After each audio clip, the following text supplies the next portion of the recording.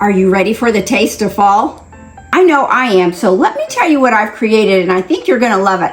Of course, I always start out in a skillet with my couple tablespoons of olive oil, as well as a couple tablespoons of garlic, and of course, one big savory onion to start with. And with that, I am also going to do something a little different you may not be familiar with. I'm going to put my carrots in there, as well as shredded Brussels sprouts. I'm building something that I think you are going to love, and I will also add a couple cups or 8 ounces of mushrooms. And I am going to let all of that cook down and the vegetables get softened up and browned. And while that's happening on the side, I am going to also be cooking my quinoa. And I do this by adding 2 cups of chicken broth to my big pan. Sometimes that settles in the bottom, as well as a cup of quinoa.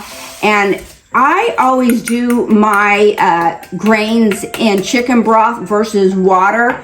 And I also add a little chopped onion. The nice thing about quinoa is it's got a lot of fiber as well as protein as far as grain. So we're just gonna bring that to a simmer, and we will let that simmer for 15 minutes, or you can follow the package instructions. And meanwhile, we are also going to let our vegetables soften up and brown till where they are just perfect. Don't rush this step because it's so beautiful when it's done slowly and methodically, and you get the perfect golden results. So now it's just time to wait and stir a little bit. Now we are down to our last couple of steps. Our vegetables have softened and our quinoa is cooked.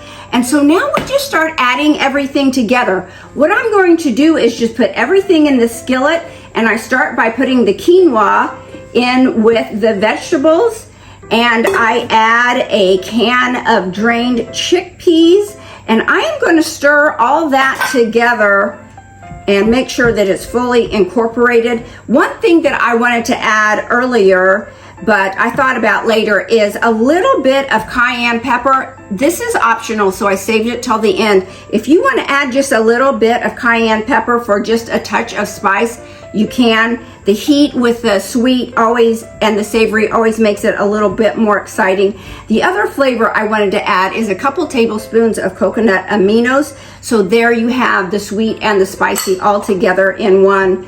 And pretty much this is it. The last thing I do is add in a cup of halved cherry tomatoes.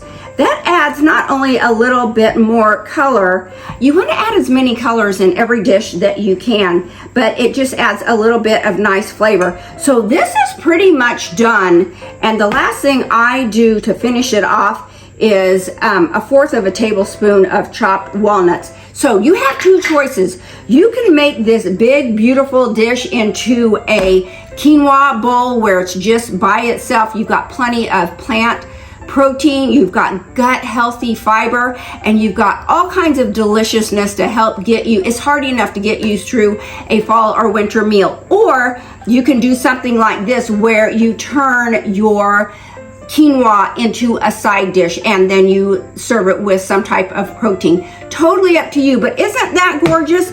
This is so wonderful, and quite frankly, that came together really in about an hour or so. The next time that your family is looking for something new and delicious to go along with the feel of the outside changing colors, give this one a try. I think you'll like it, and your family will appreciate you. Chef's kiss. Thanks, guys. See you later. Bye-bye.